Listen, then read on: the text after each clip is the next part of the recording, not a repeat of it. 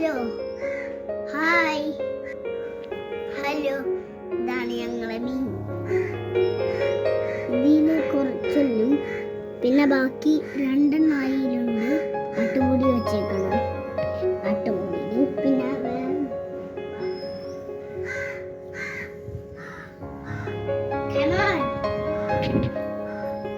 Yes.